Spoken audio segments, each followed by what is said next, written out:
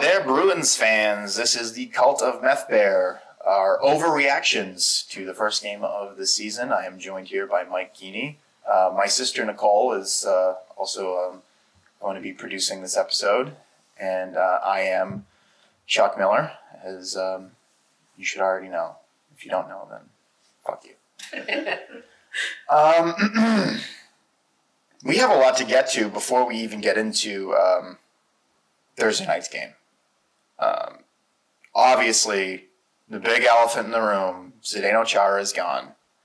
Well, I guess you could say he's no longer the big elephant in the room. Yeah, he's no longer he's the big elephant in Washington's room. Yeah. Mike, what do you feel about the departure of Zdeno Chara? It was time. He didn't have a role, or at least not one that he was willing to accept for a team that he's been on for 15 years. You know, he didn't want to take sort of a seventh defenseman type of role, and you know, and at least the Bruins made it clear to him when they offered him a deal, like, this is what you're going to do. It's not going to be a surprise. And he made up his mind and said, no, I think I can offer more. And you know, Washington came calling, and that's just what happened. Good on both of them, to be honest with you. It's just like, if Z still thinks he can still play at a high level, I don't think he can. But if he feels that way and he doesn't want to take that role, so okay. But at the same time, the Bruins are well within their right, where it's just like, this guy is like, I don't want to say over the, I mean, he's over the hill. As far as I'm concerned, he's over the hill, and it's just like, it's time for them to just part ways, because as we mentioned before, with these young kids that they're going to cycle into these defensive roles, it's like you don't really have that many spaces. You're just like, you gotta see what these guys can do, because you're not going to win a Stanley Cup with Chara. I'm sorry, with him taking up the amount of ice time that he was. And that's it too. You know, he was still playing 20-plus minutes a night, and we saw it, and we talked about it before. We saw it in the playoffs, how much of a step back he took, and how slow and old he looked. And you have these guys coming up, and you have to figure out if these guys can play. I keep saying this, that the management for the Bruins right now, they do, you know, at times a piss poor job at asset management. And you have to figure out if these guys can play before eventually they come up for contracts and this and that, or you have to pass them through waivers. And we talked about how they lost a couple of guys before doing that. Mm. Instead of trading them away, knowing that you probably weren't going to keep them, you trade them away for a pick or whatever, something. Keep that asset in the organization in some form. I think another aspect to it is you're paving the way a little bit for McAvoy. McAvoy is going to be the guy. You don't want to weigh down Chara. You don't want to weigh McAvoy down by, you know, playing him with Chara. They're just two different places. It worked at the beginning because it was just a young kid, and Chara's probably had a huge impact on the way McAvoy has developed, because that's Zdeno Chara is a leader. And speaking of leaders, the new one for the Boston Bruins is, we all considered him basically a captain or co-captain to this point anyway. But officially having the seat is Patrice Bergeron. What impact do you think that's going to have on the locker room? I mean, I don't think much will change. I think the guys have always looked up to him as a co-captain. Yeah. You know, but he's the perfect example of a professional who, you know, does pretty much everything right. Since he's been in the league, yeah. Since he was 18 years old, you could tell when he came into the league in 2003 that this was a special guy. Mm-hmm.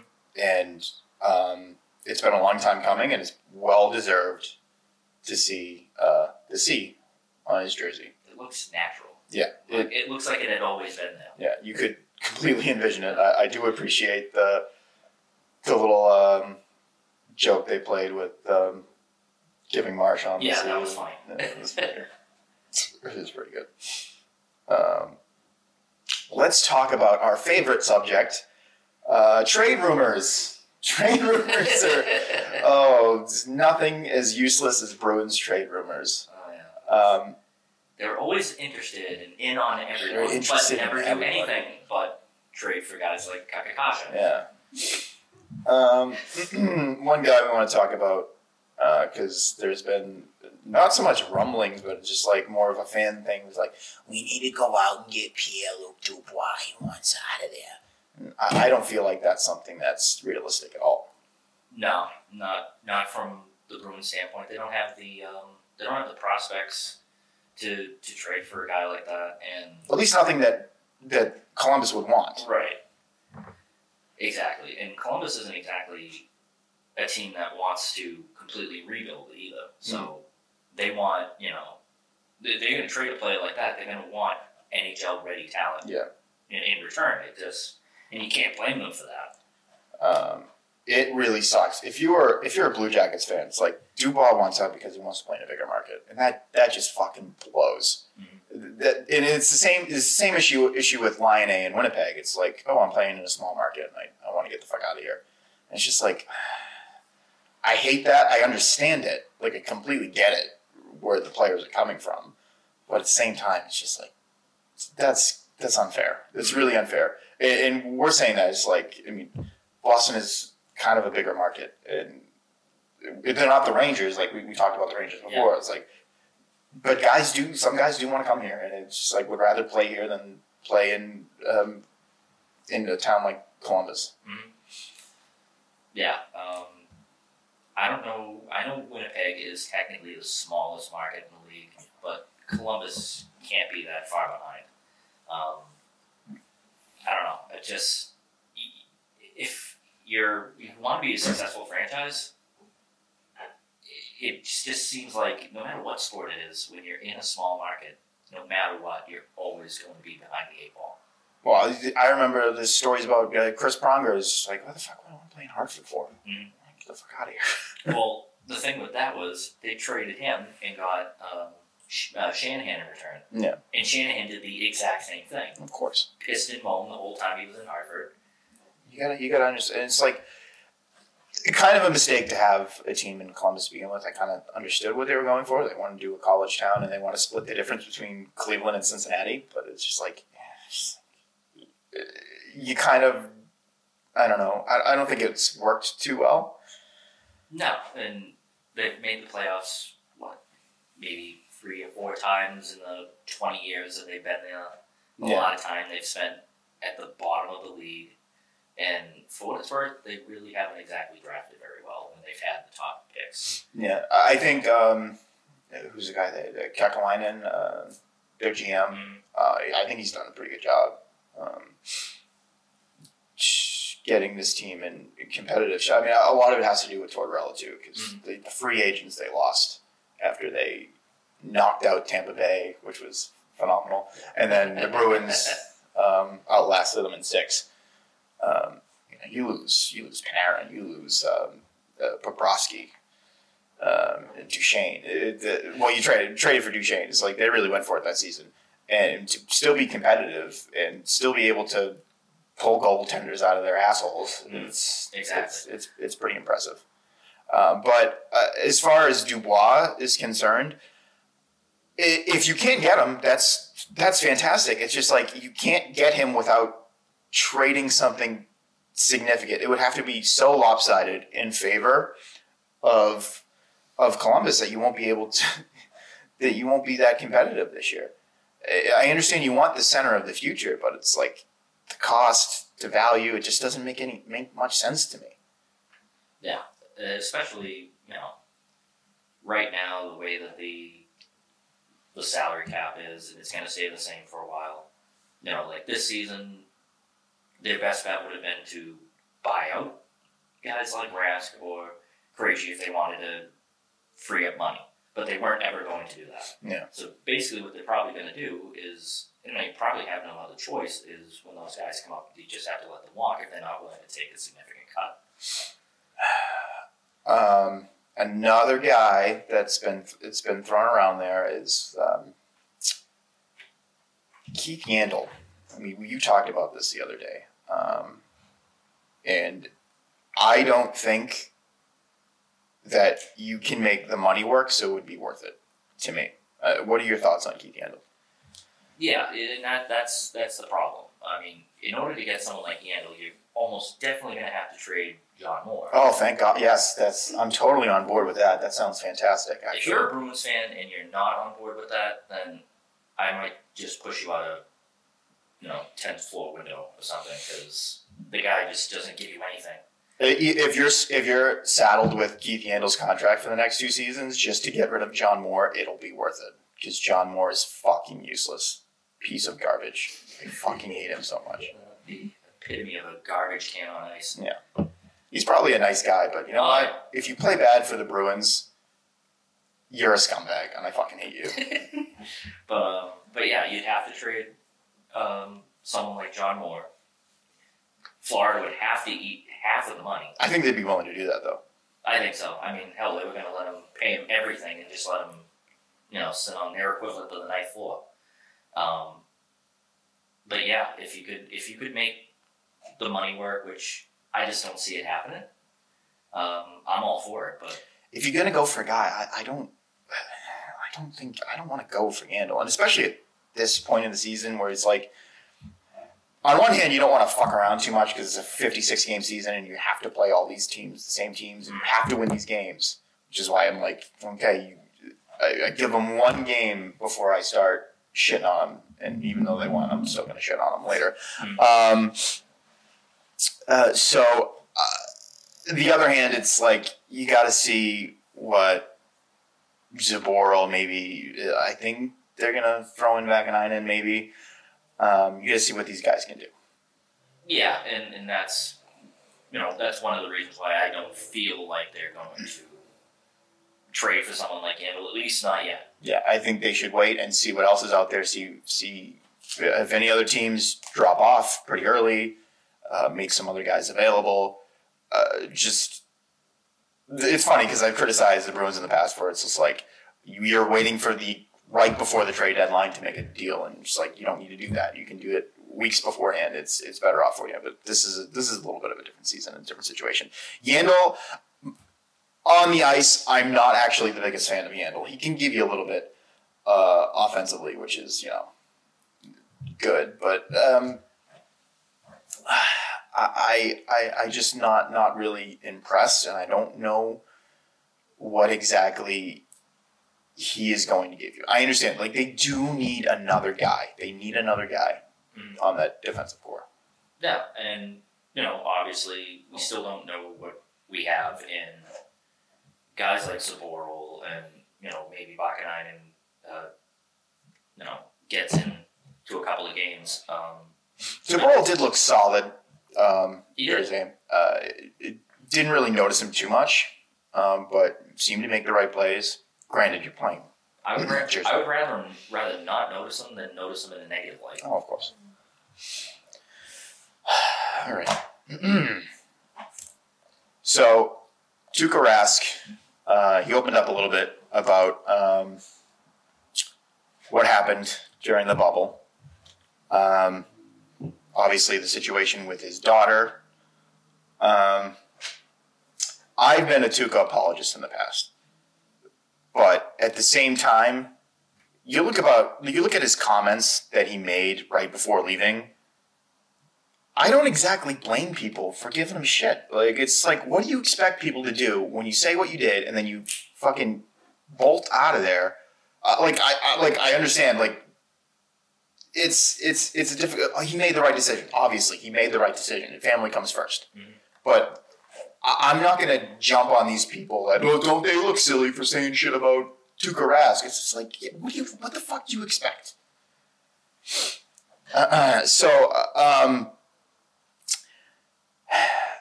He came out and he talked about maybe this won't be his last season.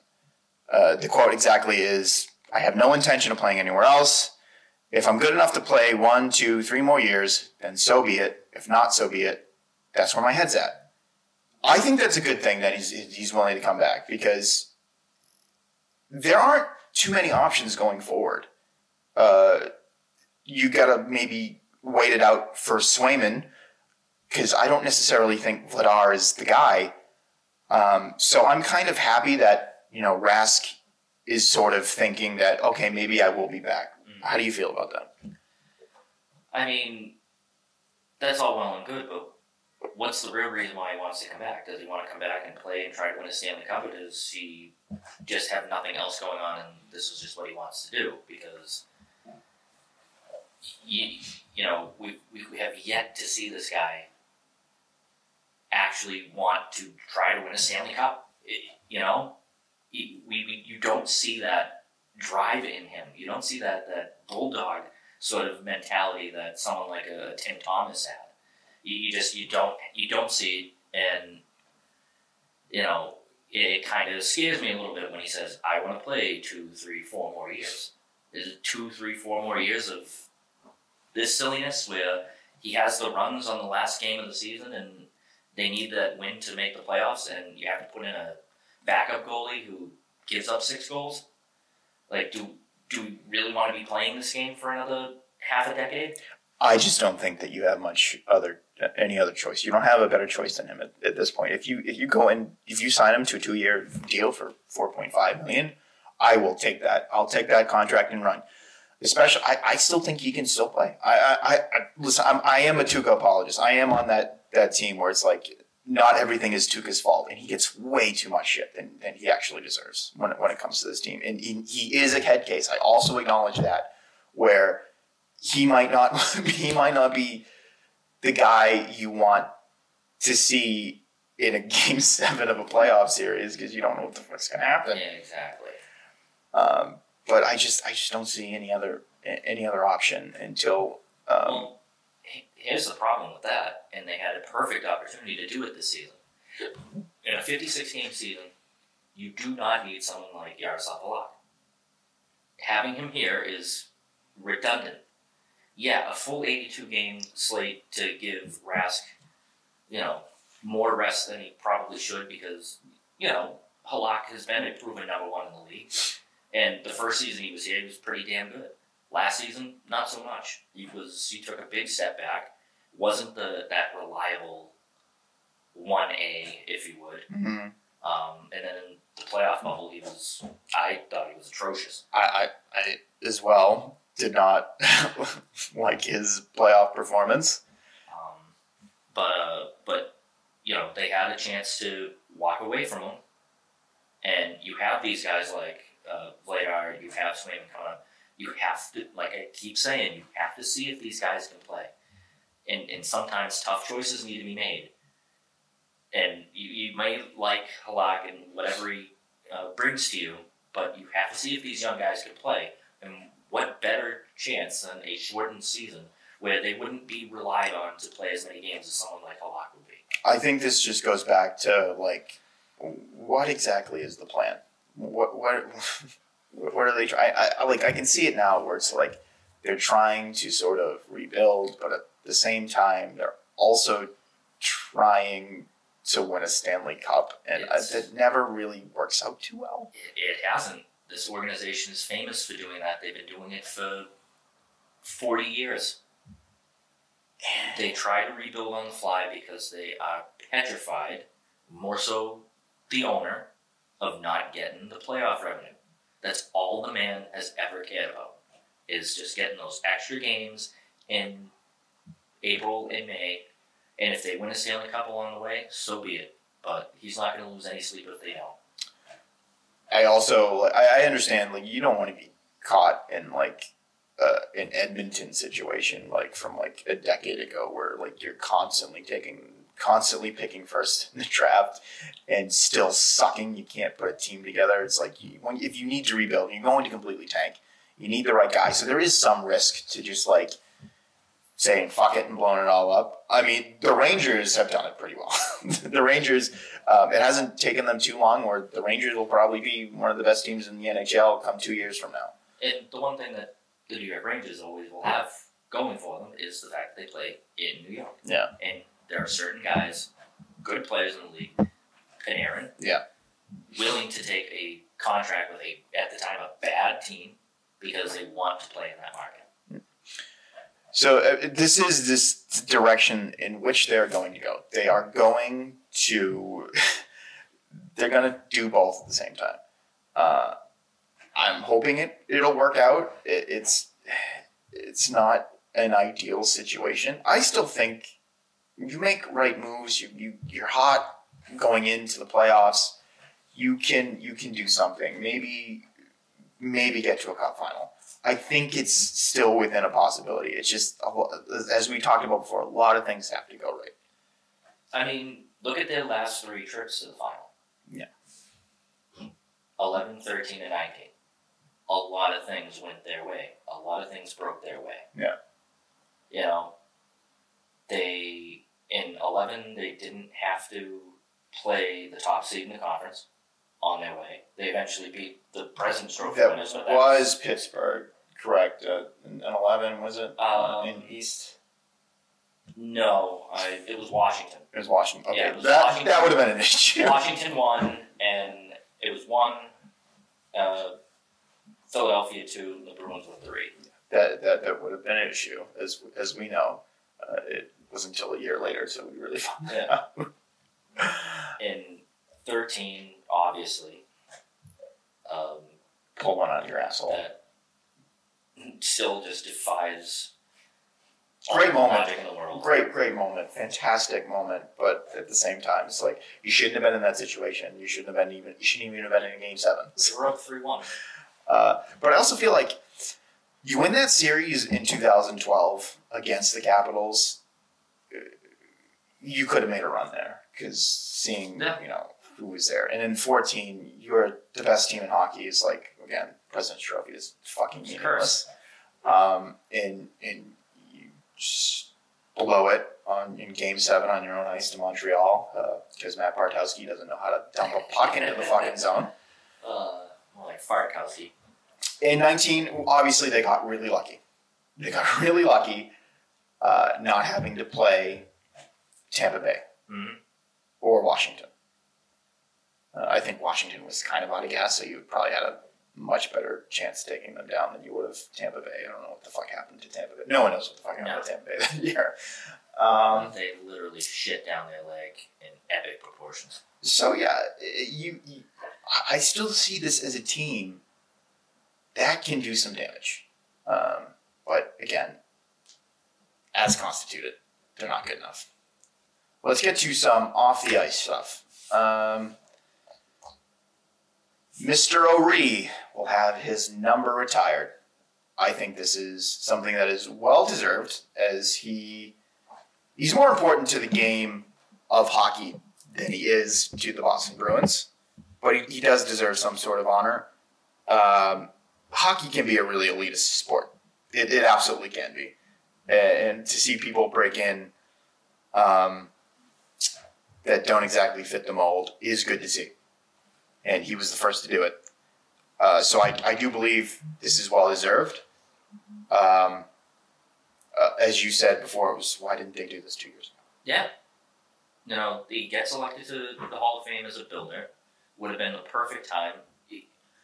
You could have waited to retire Rick Middleton's number if that's something you really wanted to do.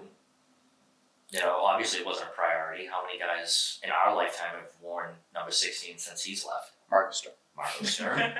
I think that's about it. Kasper Stuyvesant. Oh, Kasper Stuyvesant. Well, you had to give 16 to Kasper Stuyvesant. Absolutely. But the point is, they were willing to shell out that number for anyone at any time, and then all of a sudden you have to find the need to retire it. When it would have meant more, I think, to retire 22 a couple of years ago and wait until now to do 16. If, like I said, if that's something they really felt they needed to do. The timing looks fishy to me, to be honest with you. I feel like this is just pandering, and it's kind of insulting at the same time. It's just like reacting to a reaction. Yes. What do you mean by that? No, I just mean in the moment, I just feel, like you said, 2 years ago would have been a great time to retire the number because he meant so much for the sport of hockey. Mm-hmm. And now, because of the times that we live in, it seems like it is pandering, and I feel like it is a little bit disrespectful for what he's accomplished, or like what he accomplished. That's just my opinion. I agree with it. It's just like this just doesn't feel like, it almost doesn't feel like it's genuine. He deserves it. I'm not saying that. He absolutely deserves it. Because I know some fucking jerk-offs. You know, yeah, he does. He's not Jackie Robinson, people say. He's the Jackie Robinson in the NHL. No, he's not. He could have been if he didn't suffer a debilitating eye injury. Basically played in the NHL without two eyes. Yeah. Which at the time was not allowed. And I think that's kind of why the Bruins, they did him a little dirty. They traded him and didn't say a fucking word to the dude. Obviously, they've made up for sins. It's a completely different organization now. I am looking forward to seeing his number go up into the rafters. But another thing that I'm like interested in seeing is like, does Brad Park deserve to have 22 retired as well? I mean, you can retire for two guys, can't you? I mean, other teams have done it. Yeah. Like Toronto. Toronto doesn't actually retire numbers. They just put guys up into the rafters. Like the Dallas Cowboys. It's like a Ring of Honor type of situation. Where I think they don't officially retire the numbers. Obviously, certain numbers don't go back into circulation, but they don't officially retire them. That's sad. Brad Park doesn't have. He has. He's going to have 22 retired, but not for him in Boston, and 2 retired, but not for him in New York. Yeah. Like I said, find out what number he wore for the Red Wings his last few years and see if it's retired there. There we go. That works. Yeah, retire his number for the Red Wings. It would be like Ray Bork having his number retired for the Avalanche. But he's a Hall of Famer. I feel like he does deserve to have. He was the bridge between Orr and Bork. Yeah. And, he was your best defenseman on some of those really good late 70s, early 80s. The Graves teams. Yeah. I feel like he's someone who has just like been underrated his entire career. He's played half of his career in New York. He was the second best defenseman behind Bobby Orr. Mm-hmm. And when he came to Boston and briefly played for Orr, and then he was the second best defenseman in the NHL to Potvin. And it was just like, oh, well, always, the bridesmaid, never the bride. Yeah. I just feel bad for Brad. Yeah. So I feel like maybe a few years from now, you just give the guys 22's already retired. Just put another banner up there for Brad Park. That's all I'm saying. It's not a run out of room. Yeah, I to be honest with you, I don't know if Nifty exactly deserved his jersey to be retired. I feel like don't be so flippant by just retiring numbers just for the fucking sake of it. You're not the Celtics. You don't need to do that. Yeah, no, The Celtics are embarrassing. Made a mockery of it. It's embarrassing. It means nothing. It's basically, it's like, I don't know, the impeachment now. Impeachment doesn't mean anything anymore. So, you water down the product and it becomes less interesting. Yeah. And that's anytime the Celtics talk about retiring a number, you're like, well, this just doesn't make sense. How many numbers are you going to retire before all you guys are wearing numbers in the 60s? All right. I think it is time to discuss game number 1. Just first impressions, Mike. What are your first impressions of game number 1? I think, by and large, it looked pretty good. It's still concerning that, yet again, they seem to struggle mightily scoring 5-on-5. And the 2 goals, and then obviously the shootout goal, were power play goals. And it's great to have that as a weapon. All teams want good power plays, but you can't rely solely on a power play to get your offense. Yeah, that was my whole issue. I mean, everyone's talking about the defense. The defense isn't good enough. They're just like, yeah, obviously there's some issues on the defense, but like, I feel like they can figure it out. If you aren't scoring consistently 5-on-5, what's the fucking point? Like, what are you gonna go around you're gonna be the Montreal Canadiens? You're gonna try to flop around so you can get your power play out there and try to score a goal? Mm-hmm. Like, what do you think you're going to accomplish? And I understand Cassidy acknowledged this after the game. Listen to his interview. He was like, okay, we might have an issue and we need to be a little bit better 5-on-5. My issue was the zone entries.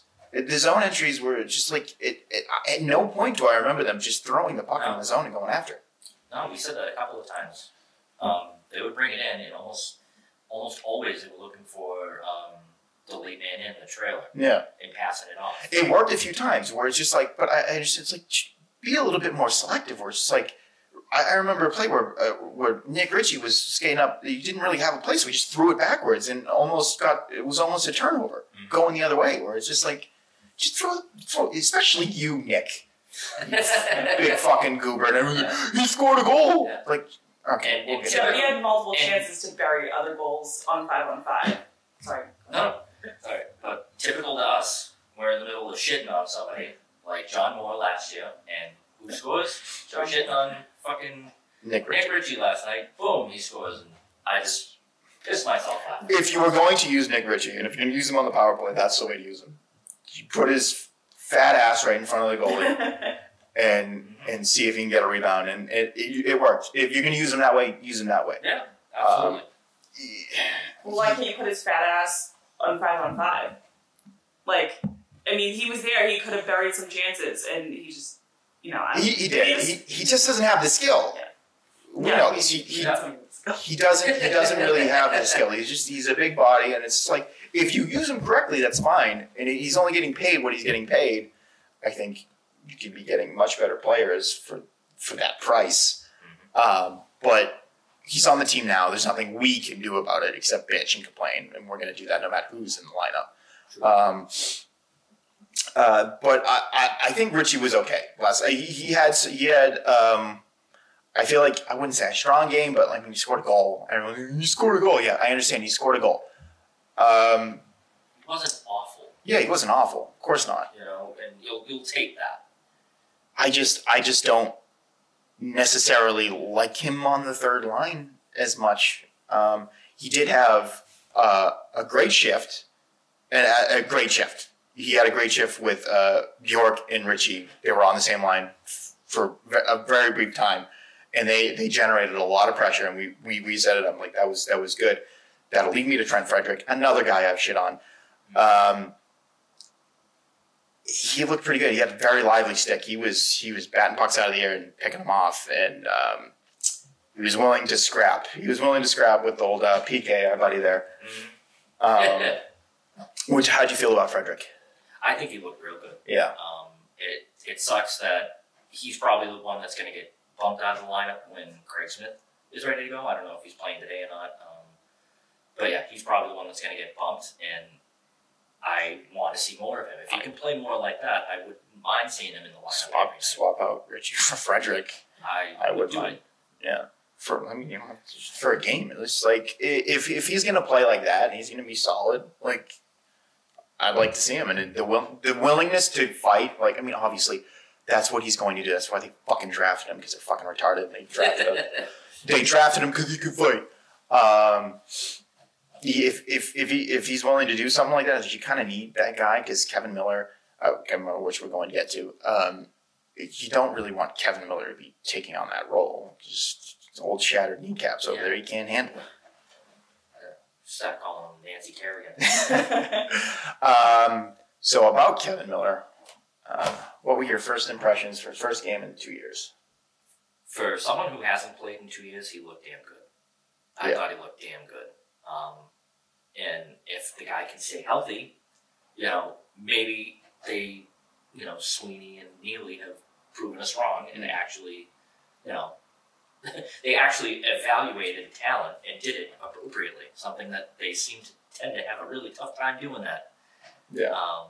But if he can give you what he gave you the other night going forward, and he stays healthy, relatively healthy, it'd be huge. Absolutely. So I have a question for you guys, I guess, then, and kind of going back to Zdeno Chara, and I kind of wrote down, like you said, Zdeno Chara in his minutes, he played for the Capitals, his first 2 games in the Capitals, he played over 20 minutes. So obviously, we don't want him to have that role. Oh, no.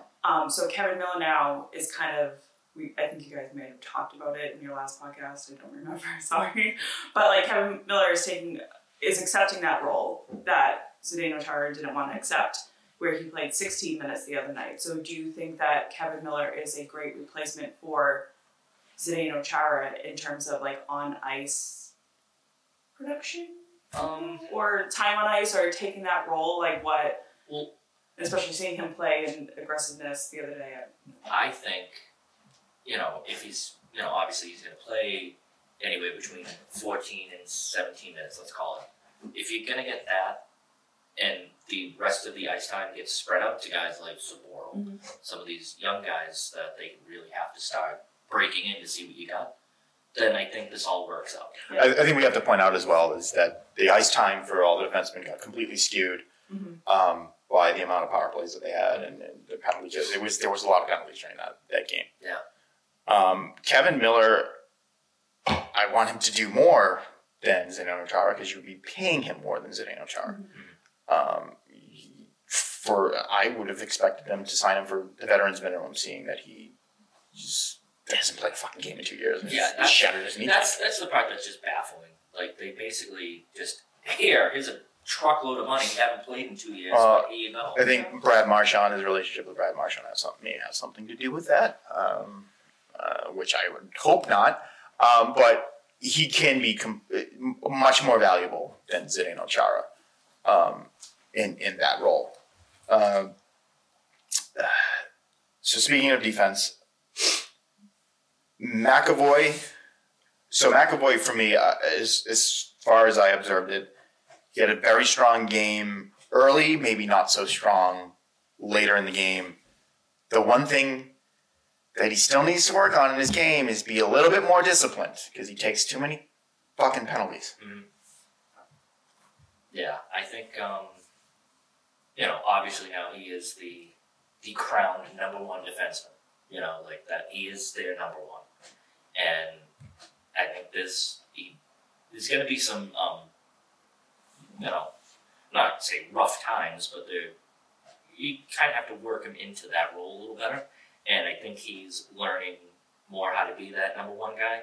And it's going to take time. He looked a little nasty, which I liked. The first penalty that he took was undisciplined, but it was a little nasty, and I appreciated that because that's part of his game that that he needs to have. He made a really good. It was Zaka who was coming down. The Bruins were getting a little bit beat by speed of the Devils the other night, and Zaka came down, and McAvoy made a really nice play, but Zaka just stayed with it, and then Rask came up with an even better save. So I'm kind of encouraged. I wasn't so impressed with the second half of his game, but I was encouraged that he's willing to get a little nasty. I am. Pardon me. I am looking forward to seeing another step in his development because this is a whole different. Because he is the guy. And this is like Z isn't there to go there to like. Oh, I'm gonna tell you this. He's really got nobody. Right. He is the person. So I'm looking forward to seeing how that develops because they needed him to take the next step. All right.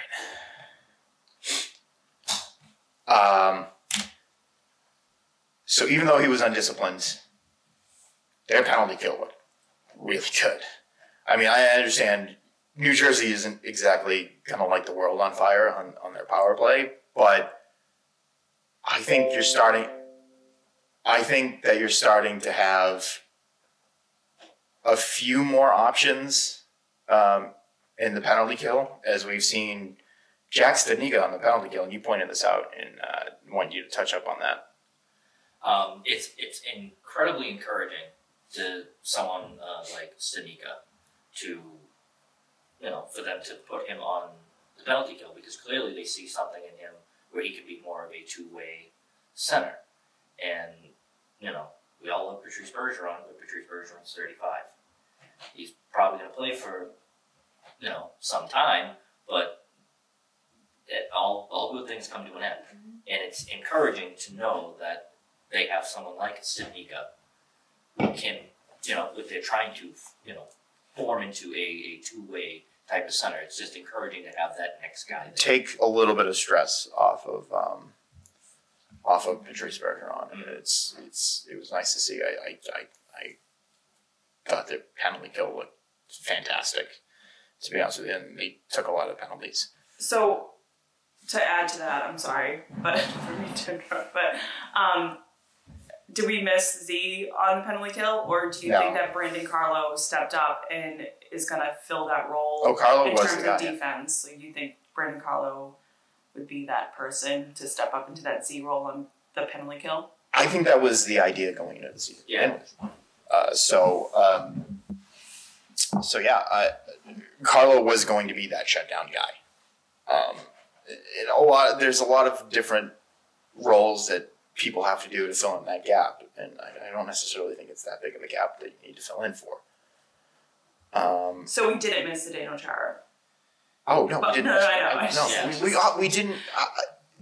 Even if Chara was here, shit, he might not have even played that the other night. He might not have played. Yeah. Which would have been fine. It's just like, if Washington wants to run him into the ground already, I understand it's a 56-game season, but it's like, know what you're doing. Like, I understand, like, if he's in a good shape for the age that he is, but fucking hell, if he's too worn out by the time you get to the playoffs, and it's just like, don't rely on him.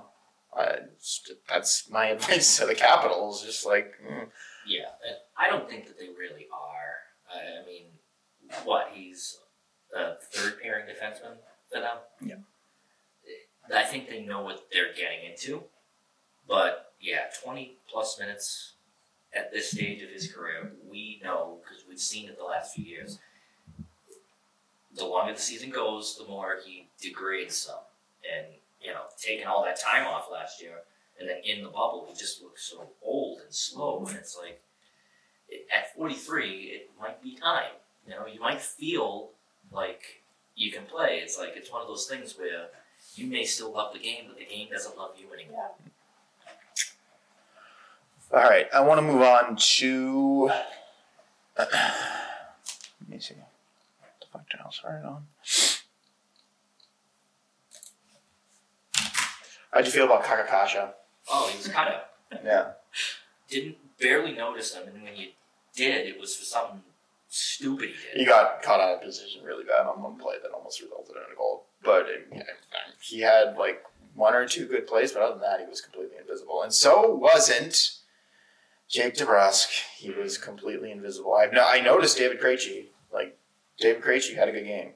Yeah. And don't look at me like that. Look at you anyway. I'm just saying. David Krejci had a good game. Yeah, he had a good play.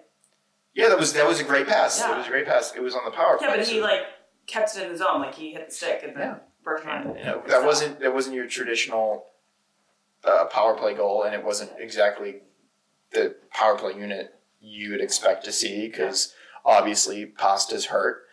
And Krejci did a good job filling in for Pasta in that role on the power play. Krejci made a good play. So my issue is 5-on-5, and those two guys. It's not good if DeBrusk is invisible, and it's not good. I mean, I expect Kakakasha to beat Kaka. So I don't think this is good. This is to me, this is a bigger issue than the defense. Like, you need these guys to score. You need to at least put some fucking pressure, for Christ's sakes. I understand Mackenzie Blackwood had a really good game for New Jersey. He did play really well. But was he really facing, like, high-quality shots? No, I don't think so. I understand that the shot total was big, but we had this issue with the Bruins like 2 years ago where they were like getting like 40, 50 shots on net and getting like 2 goals a game. Or it's just like, great, you're generating pressure, like on the stat book, you're generating pressure, but it's just like, it doesn't pass the eyeball. Yeah, it doesn't really look like you are. Mm-hmm. So DeBrusk, again, he needs to step up. He cannot be the guy that fucking has shrinkage. I understand, like, this is the first game. Obviously, this is the first game. I get it. You did qualify this by saying overreaction. Yes, but like, but it just highlights the points where it's just like, they need to score 5-on-5, and they goose egged 5-on-5. Mm-hmm. That's not good. That is not a good situation to have your team in not scoring a 5-on-5 goal. Great, they still won. Don't fucking rely on. You're not going to beat better teams that way. You're not going to beat Philadelphia that way. Sorry, it's just not going to happen. Yeah, exactly. Obviously, you can't score 5-on-5. It's just not necessarily the recipe for a successful hockey club. You need to be able to score at any given time, really, and you cannot rely on a power play. Yeah. So their special teams are still good. And I do want to talk a little bit about the power play. And what did you feel about Grizzly? I think it's not going to be seamless transition from Krug to Grizzly. Yeah, they're not exactly the same player. They're not, but if he can provide at least a little bit of what Krug can, and hopefully spreads out the the role to not necessarily him, but maybe you can cycle in McAvoy on that top power play, or if I doubt it because I don't think he's all that offensively gifted, but someone like Saboral, if you find something there, I think it gives them a great opportunity to do that. Now that Krug's gone, but I think he looked pretty good. Yeah. This is the thing about the power play. It's like, what's going to be the huge deal if you don't have a guy like Krug and your power play drops off a little bit, but you get better a little better defensively. Like this is one of the things I don't understand when people were freaking out when Torrey Krug left. It was your typical pink hat Bruins fans that he's a name and he's fun because he's small and fast and he scores goals, and that's really all they care about. They don't really watch the games as well, but you cannot pay someone who is a specialist, a luxury player. See, I get that, but it goes back to not them scoring on 5-on-5. When you have to rely on your power play to get goals, Torrey Krug is a loss there because of that. On 5-on-5 play. No, you have to have your power play, and you have to have a good power play defenseman quarterbacking that, because that's how you're getting your goals. But do you know what I mean? Which is unacceptable. Yeah, I want them to steer away from that. I understand that, but I could see why people would see that it's a big loss, because that's how they're getting their goals, because they suck on 5-on-5. So I could see why people I agree with you. The pink hat, whatever. He had a big hit, great.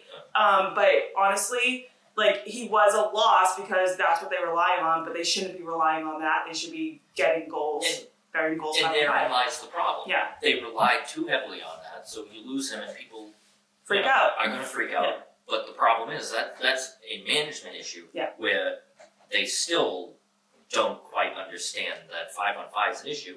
And it's been an issue now for at least the last 2 seasons. You brought this up the other day of maybe swapping Kasha and Studnicka for the time being, maybe moving Kasha up to the first line, and I think Studnicka looked pretty good.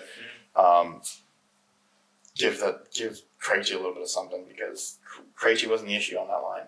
No, and they're going to have to do this. I mean, granted, 1 game in, blah, blah, blah. But just based on that, in the small sample, they're going to have to start shuttling these guys through the lines and see where they fit. At some point, you're going to have to say, is Krejci and DeBrusque, does that work? Yeah. It has from time to time, but it's not consistently. Yeah, and that is the issue with Jake DeBrusque, is consistency. He's like the JBJ of the Bruins, where if he's I wouldn't go that. Okay, I'm not yet.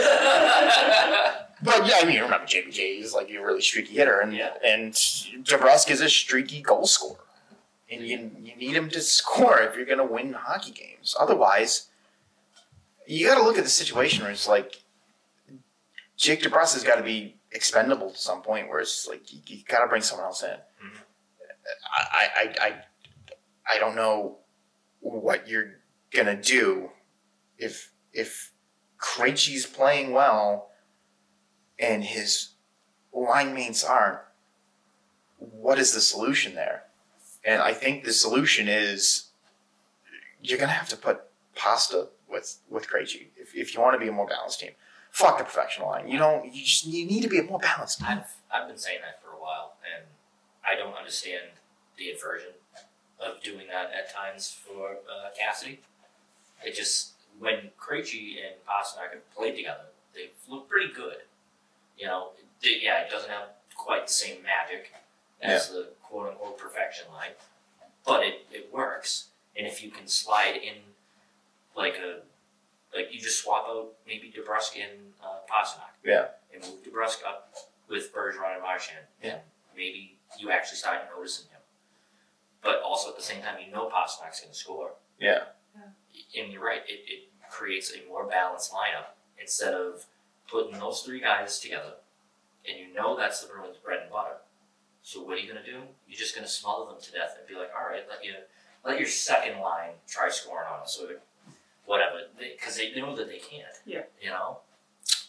The third line, I think, when Smith comes back, I think that's going to be good, depending on the Nick Ritchie situation. But Coyle and Smith together is, it's good. What are you looking at? What were you looking at? I was trying to see if Smith is actually going to play today.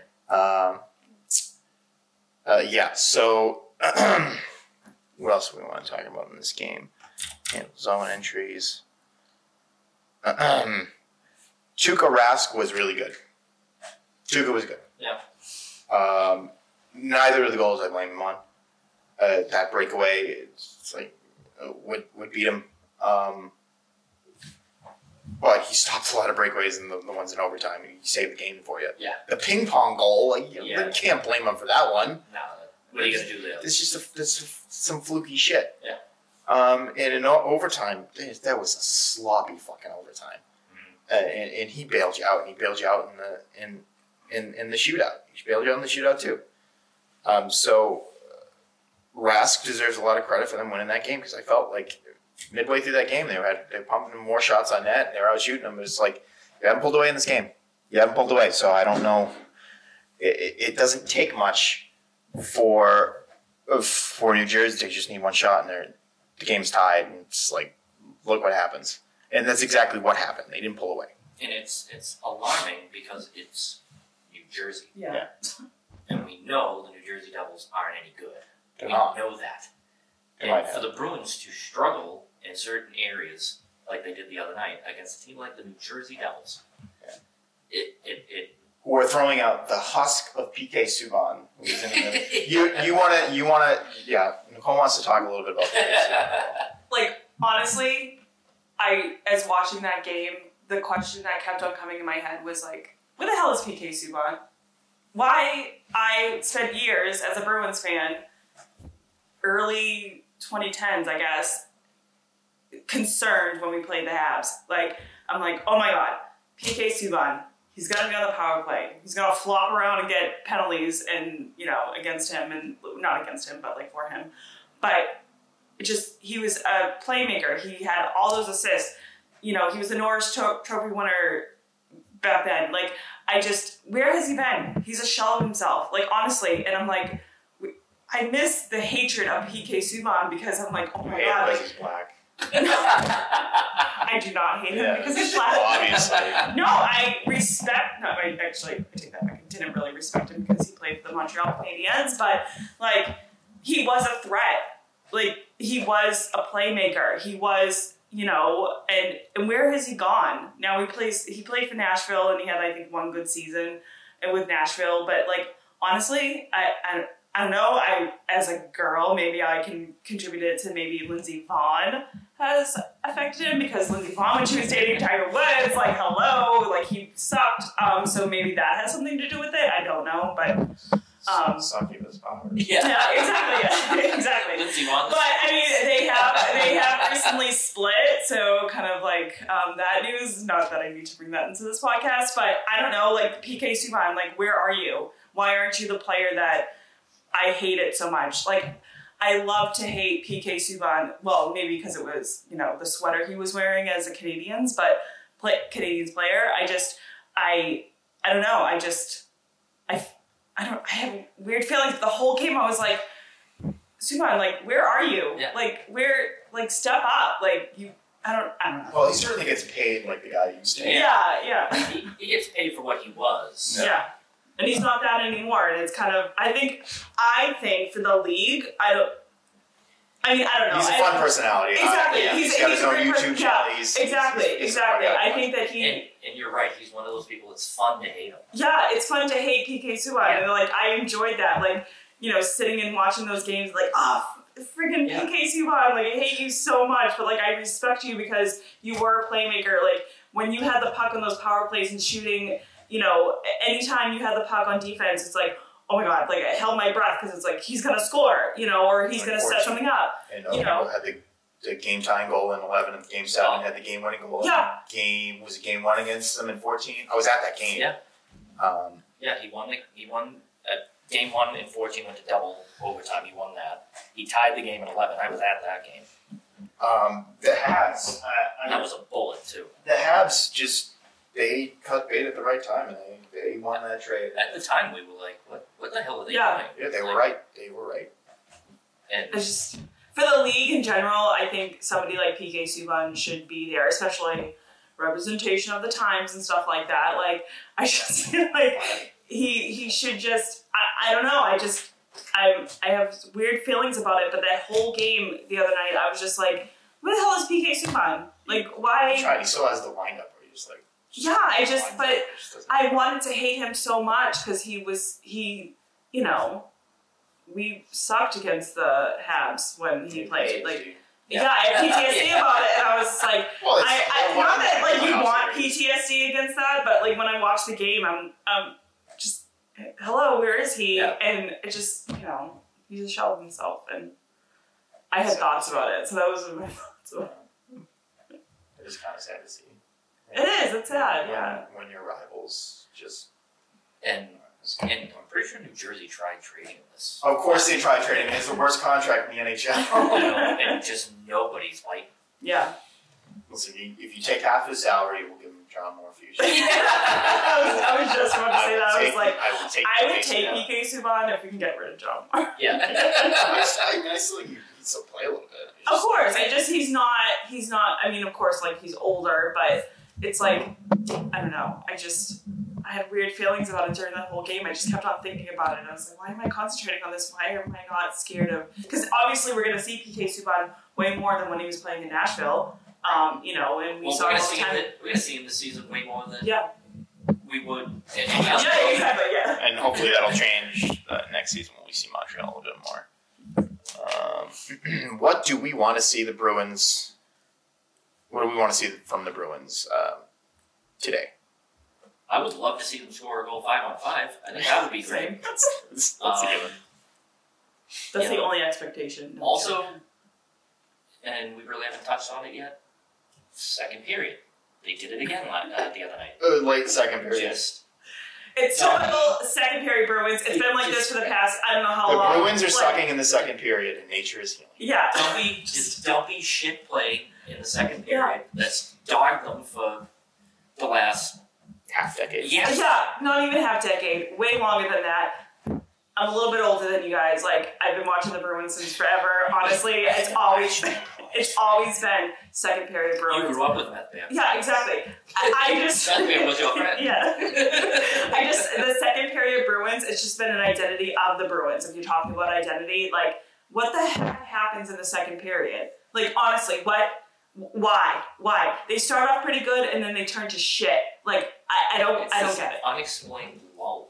Yeah. It's sloppy. They're getting run over. I think they sucked more in the third period last game, to be honest with you. I mean, later in the last second period, we're all just like, we're looking for it. Obviously, we're like, oh, they're sucking right now. They're sucking. Yeah. You see it. You see the drop off. Yeah. Yeah, I just, and then there was a few seasons ago, like 10 years ago maybe, it's like, the end of the 5 minutes left in the third period, they would always lose the game. They'd always give up goals. It's that's been a Bruins thing. Well, I know, but talk about like 2013 Game 6 of the Stanley Cup Finals. But honestly, I just like, just play a full 60 minutes and score a 5-on-5. Like, how hard is that? Other teams can do it. I haven't looked at pregame notes at all. Is Halak starting in that? Do you know? He is. I read that earlier. I'm very curious to see how he looks. Hopefully, he has a bounce back season in terms of how I look at him at least. I want to see them dump the puck in deep and get in on the forecheck a little bit more. Yeah. I'm not asking. I don't want that to be like your identity. Yeah, get the puck in deep to it. No, I don't want that. I just if the play isn't there, don't be throwing it back to your fucking defenseman who wasn't even expecting a fucking pass. Dump it into the goddamn zone. Yeah, I mean, if there's not a play, that's just hockey 101. If there's not a play to be made, get it in deep and see what happens. You don't pass it back, especially to a defenseman that's not expecting it, because that's how you end up with odd man rushes going the other way. And a team like New Jersey that clearly is faster than you. Yeah, they got beat on a few plays with some speed, which is it's just going to happen in today's NHL. Mm-hmm. And you just got to be glad that you don't have to stay on Chara. Yeah. Is there anything else that we want to discuss? If we hit on all the big stuff, pretty solid. From Mike Keeney, Nicole Miller, this is Chuck Miller signing off.